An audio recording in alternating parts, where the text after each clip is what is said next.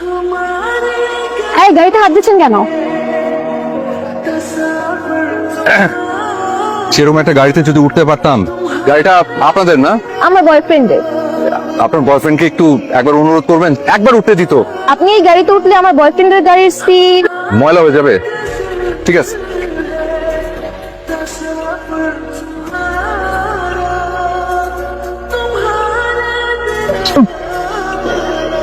I'm really sorry আসলে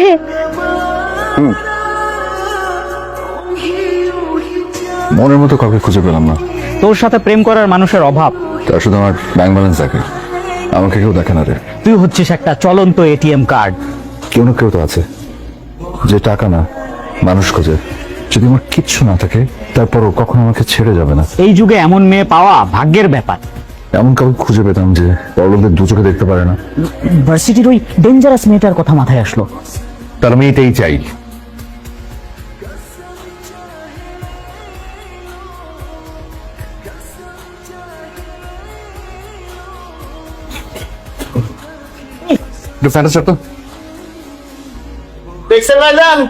আপনার এই দামি ফোনটা লুকায় রাখবেন।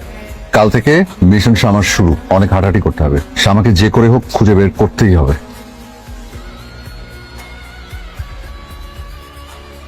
করছিস কেন? আবার পা শেষ চিটাগাংয়ের। এই মাথা থেকে ওই মাথা পর্যন্ত চষে ফেলেছি। চলো আজকে আমরা চিলেকোঠায় ফিরে যাই, কালকে আবার দেখবো। চল না মাসাজ পার্লারে যাই।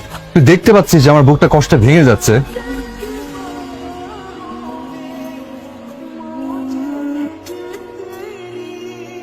এটা কি স্বপ্ন? সে কি আসমান থেকে টুপ করে এসে ছাদের উপর এসে পড়লো? কি সুন্দর হাসে রে। তুই যদি আরেকবার আমার মেকআপ চুরি করিস আমি কিন্তু তোকে ছাপ থেকে ফেলে দিই। আমি তো তোর মতো ওই মধ্যবিত্ত আদর্শ নিয়ে পড়ে থাকবো না। আমার চাই মার্সিডিজ ওয়ালা জামা। আপনারা কারা? আসসালামু আলাইকুম। এই রুমটায় নতুন সার্ভেন্ট নিয়েছি। সজীব ভাই আপনাদের কথা বলেছিল। আপনি কি করেন? আমি কিছু না, আপাতত বেকার। এই বাড়িতে যদি থাকতে চান তবে খুব সাবধান। বাড়িতে কোনো বড়লোকই চাল চলবে না। বড়লোকদের আমি দু চোখে দেখতে পারি না। আমিও বড়লোকদেরকে একদম সহ্য করতে পারি না। আপনাদের যদি কোনো হেল্প দরকার হয় তাহলে আম্বানি কেন, আমার আব্বু আমাকে বললেই হবে। কাদের ভাই, তো আপনার মহানুভবতা দেখে মুগ্ধ। আপনি হচ্ছেন এই রাজপ্রাসাদের আসল সেনাপতি। আমি একদম বাজি ধরে বলতে পারি যে পুরো হোটেলের শেফরাও আপনার কাছে কিচ্ছু না, নস্যি। কি স্বাদ। বড় লোকদের উপরে ওনার এত কেন রাগ? এটা হলো ঘৃণা। সময় পর একটা বড় ভাই আছিল, বড় লোকের পোলা, সাথে ব্যবসায় পার্টনার হয়েছিল। সেই লোক ওনার সমস্ত টাকা জালিয়াতি করে মারা দিচ্ছে। ওনার জেলও খাটাইছিল। উনি গলায় দড়ি। আমি তো ভেবেছিলাম এটা একটা মজার রোমান্টিক কমেডি, তো এই গল্প তো রক্ত দিয়ে লেখা। ও যখন জানবে যে আমিও ওই ক্লাসেরই একজন, যে আমিও তো ওর সাথে আবার নতুন কোনো প্রতারণা করতে এসেছি। 112 টাকার হিসেব মিলছে না, ওই চিনির দাম দুবার লিখে ফেলেছেন। আরে তাই তো, 1 সেকেন্ডের মধ্যে হিসাব কমপ্লিট করে ফেললা। নাস্তা করেছো? চলো আমাদের সঙ্গে নাস্তা করবে। কালকের অডিটের একটা ব্যালেন্স শিট কোনোভাবেই মিলাতে পারছি না। তুইও রিফাতকে দেখা, ও তো অঙ্কে খুব ভালো। আপনি বোধহয় ডেফার ট্যাক্স আর ইকুইড এক্সপেন্সের এন্ট্রিটা দুবার করে ফেলেছেন। অত এটা আপনি কিভাবে করলেন? অথচ আমি 1 ঘন্টা ধরে এটা নিয়ে বসেছিলাম। তুমি কি মাঝে মাঝে একটু একটু আমাকে সাহায্য করতে পারবা? নিশ্চয়ই মানে বলছি। তাহলে বিকেল 5টায়। আচ্ছা উনি কি আগে কোনো বড় কোম্পানিতে চাকরি করতো? সেটাই তো ভাবছি। এই লোকটার মধ্যে না বড় কোনো রহস্য আছে। লোকটা কিন্তু ট্যালেন্ট। কি জানো, প্রবাবিলিটি আর স্যাম্পলিং এর চ্যাপ্টার। আমি আসলে বুঝতে চাচ্ছি এই থিওরিগুলো বাস্তবে কিভাবে কাজ করে। স্ট্যাটিস্টিক্স হচ্ছে ভবিষ্যতের আয়না। বড় বড় ব্যবসায়ীরা এটাকেই কিন্তু অস্ত্র হিসেবে ব্যবহার করে। বড় ব্যবসায়ীরা যারা মানুষের বিশ্বাসের ডাটা নিয়ে খেলা করে। আমি আসলে বোঝাতে চেয়েছি যারা বড় বড় ডিসিশন নেয়। বড় লোকদের কাছে রিস্ক মারে টাকা হারান। আমি দুঃখিত শামা। আপনি কি ওই অঙ্কটা আমাকে শেখাতে পারবেন? ভাবে মানুষকে ঠকিয়ে বড় হওয়া যায়। জ্ঞান হলো এমন একটা দেয়াল যে আপনাকে অমানুষদের কাছে রক্ষা করবে। অন্ধকারকে ঘৃণা করে কখনো অন্ধকার দূর করা যায় না। ঘৃণাটা থাক, কিন্তু ওই ঘৃণা আপনার চোখ দুটো যেন অন্ধ না করে দেয়। এই পরিচয় আমি সারাজীবন থাকতে আসিনি।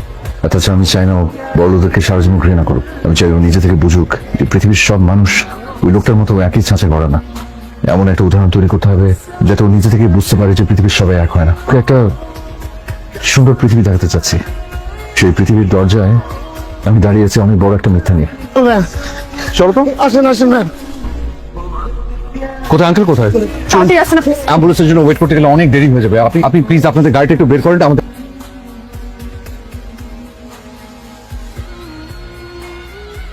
রিফাত ভাইয়া তো পাওয়ার কোথায় পেলো? আঙ্কেল কি ওর কাঁধে তুলে দিলেন, আবার গাড়িও চালিয়ে নিয়ে আসলেন। চেহারা দেখেই কি তার আসল পরিচয় বোঝা যায়? বুঝতে পারছি না কি বলা উচিত। এবার আপনি বাসায় যান, ক্লান্ত দেখাচ্ছে আপনাকে অনেক। আপনি একা? আমি সামনে গিয়ে অনেক ধন্যবাদ আপনাকে। পুরো সুপারম্যান হয়ে গেলি।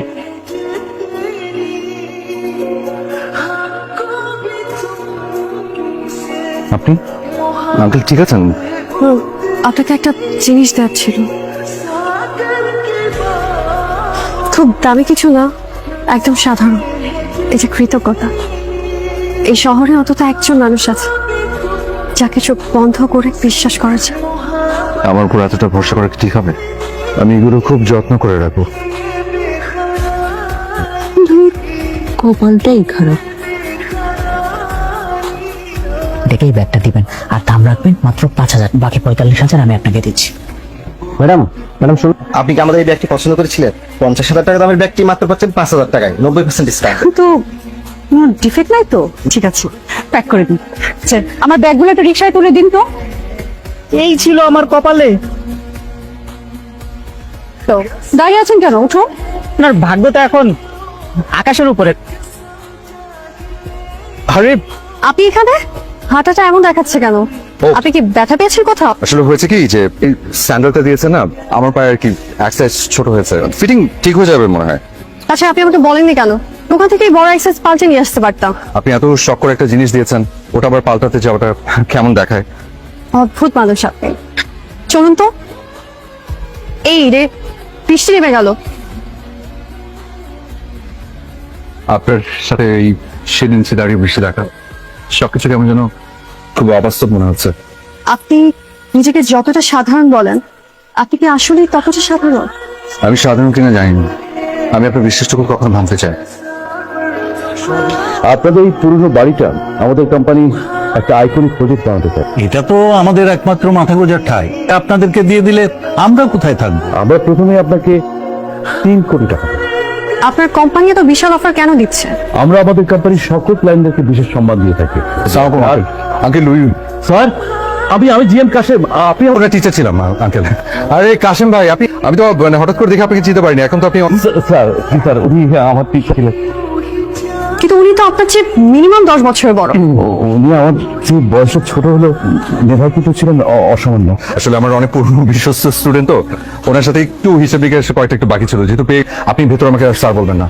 এখানে যে ডিলটা আপনি ফাইনাল করতে এসেছেন, আমি কিছু জানি না। আপনি অফারটা কমিয়ে দেন যাতে তারা রাজি না হয়। এই আজকের প্রজেক্টটা আমি নিয়ে পরে কথা বলবো। হ্যাঁ, রিফাত ভাই যখন আছে আপনাদের সব অঞ্চল দিয়ে দেবেন। জি, আসসালাম আলাইকুম। আমি তাহলে আপনার ওষুধটা নিয়ে আসছি। ধরা পড়ার আগেই তো সত্যিটা বলে দেওয়া উচিত। বিভাদ ভাই, এতক্ষণে আইছেন? কেন, কি হয়েছে? আপনার আব্বা জান আইছেন? উনি কই? শ্যামাবাদের বাসায় বসাইছি।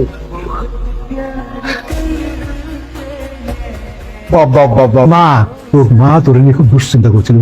তোমার বাবা কিন্তু খুব মজার মানুষ। কি বিরল দৃশ্য। আমার ছেলেটার মুখে হাসি দেখার জন্য দিনের পর দিন মাসের পর মাস কষ্ট করে তালি দেওয়া সাত পরে অফিসে গেছি। আমার তো কোনো ধন সম্পত্তি নাই, আমার ছেলেটাই হলো আমার রাজপ্রাসাদ। মামা তো দেখি পুরো শাহরুখ খানের জওয়ান লেভেলের অ্যাক্টিং করতে। আপনি কিন্তু আমাদের সাথে দুপুরের খাবার খেয়ে যান। আরেক জিনিসে খাওয়া যাবে, অনেক বড় মশা আছে। খেয়ে যান, আজ আমি নিজের হাতে রান্না করেছি। আমার মা যখন বলছে নিজে হাতে রান্না করেছে, সেটা কি না খেয়ে যাওয়া যায় না? শুধু তুই পছন্দ করলেই হবে? আমার সম্মতি লাগবে না? সরি বাপি, মেয়েটা আসলেই রত্ন। শ্যামা এবং তার পরিবারকে আমার খুব পছন্দ হয়েছে। তো প্রাসাদের ভিত যদি বাড়ির উপর তৈরি হয়, সেটাকে খুব বেশি দিন টেকে ওই ভুল পথে হাঁটছে এটা। বাপি আমি শ্যামাকে সবকিছু বলবো। মানুষ ভুলকে ক্ষমা করতে পারে, কিন্তু ধোকাকে কোনোদিন ক্ষমা করে। সবকিছু ঠিক করে রত্নটাকে জয় করে তবে বাড়ি করবে। হার্টবিট স্বাভাবিক করার ওষুধ। আজকে কি কোনো বিশেষ দিন? আমি খুব সাধারণ একটা ছেলে, কিন্তু আমি তোমাকে অসম্ভব পছন্দ করি। একবার আমার কথা ভেবে দেখবে? তুমি না আসলে গাধা। টাকা থাকলে কোটিপতি হওয়া যায় না, সুন্দর একটা মন লাগে।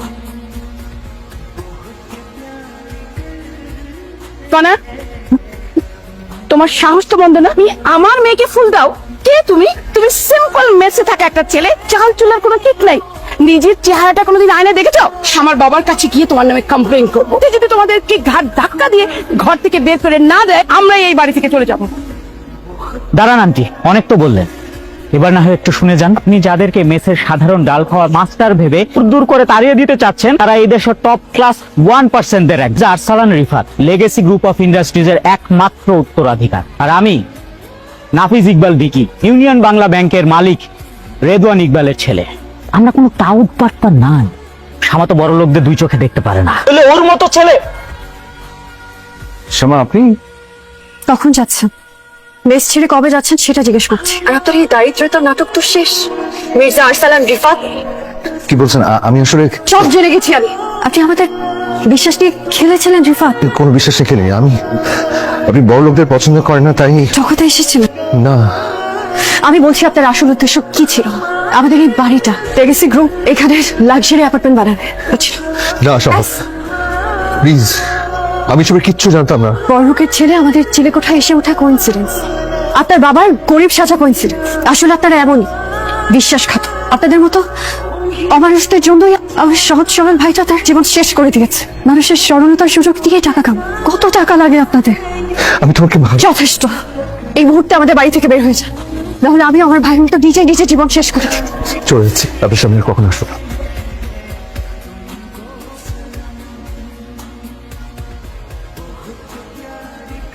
রিফাত এমন ছেলে না মেসে থেকে ডাল ভাত খাচ্ছে। ল্যান্ডের জন্য শামার পিছনে ল্যাংড়া ঘোড়ার মতো ছুটতেছে। আজকে দেখলাম স্যার আবার বাসা থেকে বের করে দিয়েছে। এটাই তাইলে পারফেক্ট টাইম। শামার আব্বা যেহেতু একটু সহজ সরল স্বভাবের, আমার বন্ধু শামীম ওর সিগনেচারটা আবার কাজে দিবে। রিফাত যেহেতু এখন নাই, ওর গেমটা এখন আমার।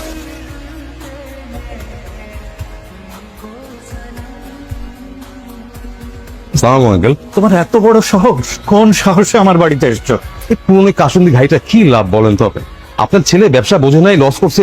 এই দায় তো আমি সারা জীবন টেনে বেড়াতে পারবো না। পারবো? নিজেকে শেষ করেনি, তুমি তাকে খুন করেছো। এই মুহূর্তে আমার বাড়ি থেকে বেরিয়ে যাও, বেরিয়ে যাও আমার আপনার বাড়ি থেকে? এই বাড়িটা কি আসলে আপনার আঙ্কেল? শামীম নিজ হাতে সাইন করে এই আমার কাছ থেকে টাকা নিয়ে দলিলটা মর্গেজ করে গেছিল। দুদিন আপনাদেরকে কিছু বলি নাই, দয়া করে থাকতে দিচ্ছিলাম। লেগেসি গ্রুপের রিফাতের কাছে বিক্রি করা নিয়ে একটা নাটক করতেছেন। আমার ছেলে মরার আগে কোনো দলিলে সই করেনি, তুমি নকল সই করেছো। এটা আপনার হাতে 48 ঘন্টা সময় আছে, আপনি এই বাড়ি ছেড়ে চলে যাবেন। না হয় আমার 8 কোটি টাকা পুরোটা দিতে হবে ক্যাশ। বাড়িতে থাকার একটা রাস্তা আছে। হয়েছে কি, আমার সেকেন্ড ডিভোর্সটা হয়ে যাওয়ার পর থেকে আমি অনেক একা হয়ে গেছি। আপনি যদি আপনার মেয়ের শামাকে আমার হাতে তুলে দেন, আমি নিজ হাতে এই দলিল ছিঁড়ে আগুনে পুড়ায় ফেলাবো। আপনার ছেলের কাছে আমি যা টাকা পয়সা পাই সব আমি মাফ করে দিব। আমি রাস্তায় থাকবো, তবু তোর মতো পশুর হাতে আমার মেয়ে তুলে দেবো না। আমি শুধু তোমাকে চাই। এই বুড়া বয়সে তোমার বাবা মা রাস্তায় নামবে? চরিত্র আর তুমিকে বিয়ে করার চাইতে রাস্তায় বসে ভিক্ষে করাটা অনেক বেশি সম্মান। এদের এত জিত ভালো না আঙ্কেল। 48 ঘন্টা সময় দিচ্ছি আপনাদেরকে। আপনি আসার আগে আমি আপনাকে জেলের ভাত খাও।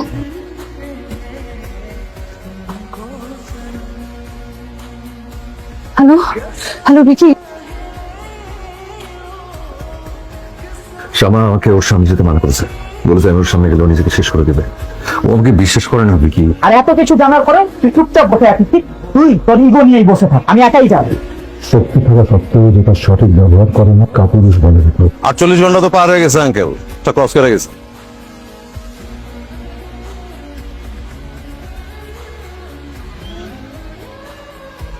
সাহস থাকলে আর এক পা আগায় দেখা। কয়টাকে যদি জেলে না ভরছি তাহলে আমার নাম ভিকি না। এই, এটা কে রে? রিফাত মির্জার ভাই, আর শামা আমার বোন। কানটা খুলে ভালো মতো শুনেন। এই পুরা শহর আমার, খুব সাবধান। আমার সামনে গলার ভলিউম একদম কম।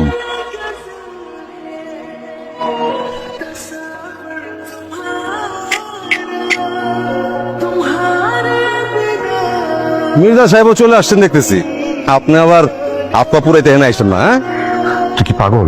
তুই একা আসছিস কেন? পুলিশ নিয়ে আসছিস না? তো ভেবেছিলাম একা এসে সব সামাল দিয়ে কোনার কোনার মাকে ইমপ্রেস করে ফেলবো। আমিও শ্যামাকে ইমপ্রেস করার জন্য একাই আসছি। গল্প গুজব করলে আপনার অফিসে গিয়া করেন, কোনো আলাপালা চলা চলবো না। যান বেরন।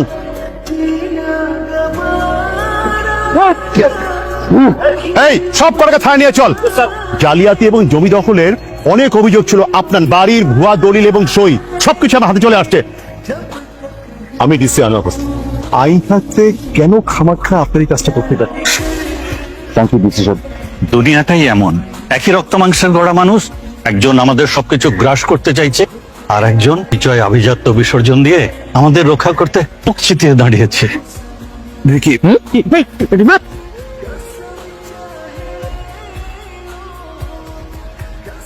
ভাই ডক্টর কি বলো? আরে আমি আসলে আপনার একটা টেস্ট নিচ্ছি। আপনি অসুস্থতা নিয়ে নাটক করছিলেন, আপনাদের সবার লজ্জা হওয়া উচিত।